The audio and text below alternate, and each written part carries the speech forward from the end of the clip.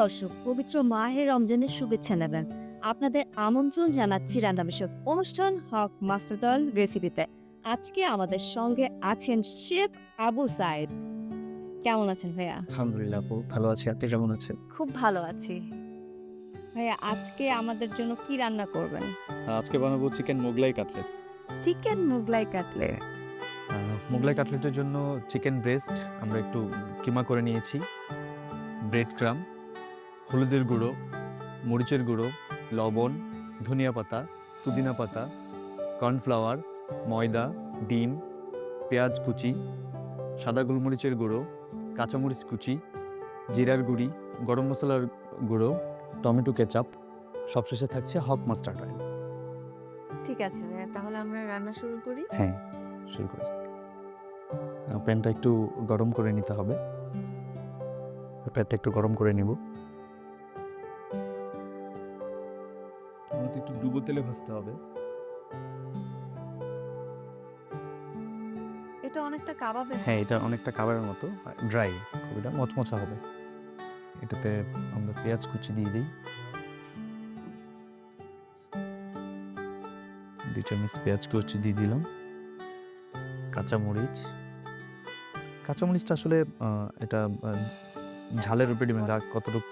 হ্যাঁ, বাচ্চারা খেলে হয়তো এটা অনেকটা কম ইউজ করে। পুদিনা পাতা দিয়ে দিব। পুদিনা পাতার এটার ফ্লেভারটা পছন্দ।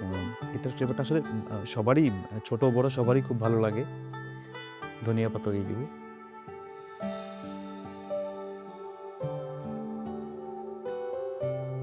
একটু সাদা গোলমরিচ দিয়ে দিব। হ্যাঁ, এটা আমরা গুঁড়ি করে নিয়েছি। এটা প্যানে টেলে তারপর গুঁড়ি করে নিতে হবে। একটু লাল মরিচের গুঁড়ি দিয়ে দিব, সামান্য পরিমাণ। একটু সল্ট দিয়ে দিব।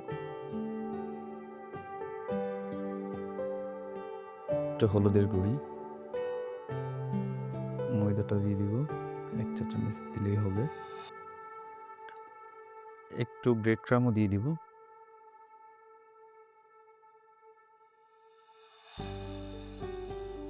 সবশেষে দিয়ে দিব আমরা ডিম।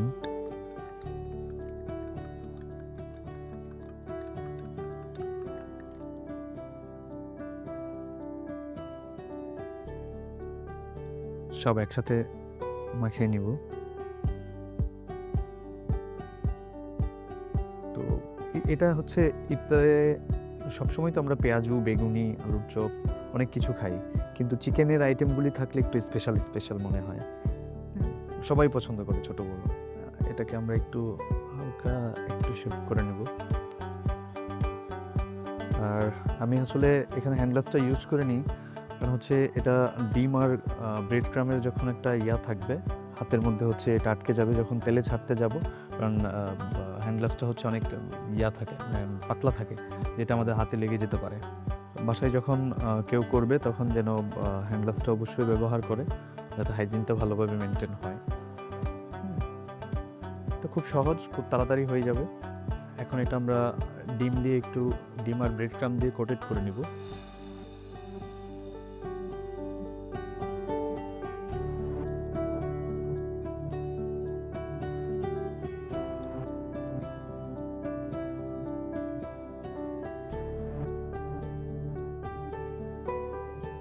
এত খাবার যে রান্না করেন, রান্না করতে করতে খাবারের উপর থেকে মানে রুচি উঠে যায় না। আমি না কিছু রান্না করলে সেই রান্না করা খাবারটা আমি পরে খেতে পারি না, মনে হয় রান্না করার সময় অনেক খেয়ে ফেলবো।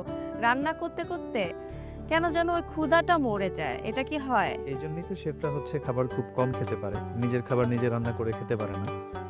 বললাম তখন যে আমরা শেফরা যা হচ্ছে অন্যদেরকে খাওয়াইতে বেশি পছন্দ করি, আমরা তো নিজেরা খাওয়ার সময় পাই না।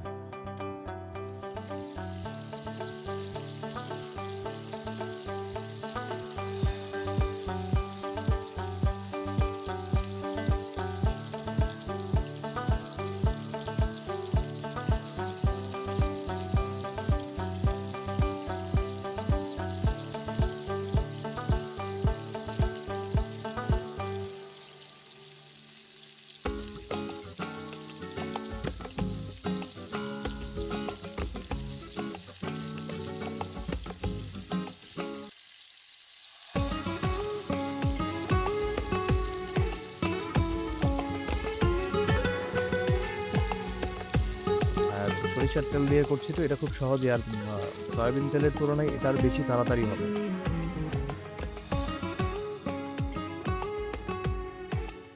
এটা নিয়ে নিই।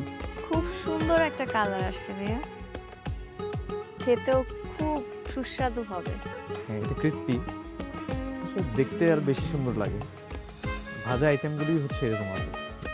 ভাজা আইটেমগুলো কিন্তু বাচ্চারা খুব পছন্দ করে। এখন আমরা এটাতে পাতাকপি দিয়ে দিব, সব ধরনের পাতাকপিগুলো দিয়ে দিব মেয়োনিজের মধ্যে। কালার হ্যাঁ, এটা দেখতে আসলে ভালো লাগে।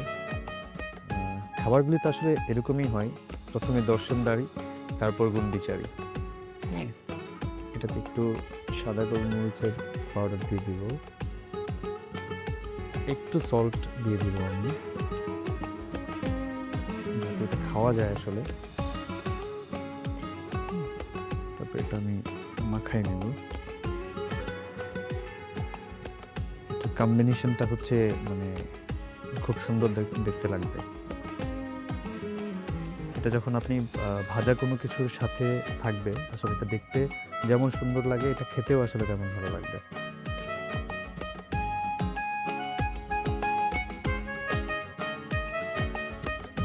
একটু গার্নিশ করে দেব।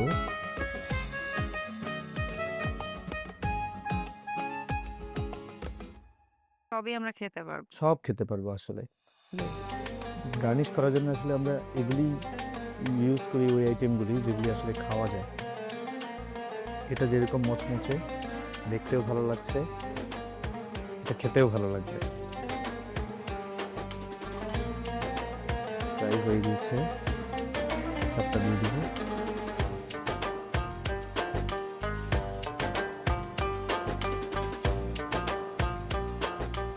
চিকেন মোগলাই কাটলেট রেডি আসলে।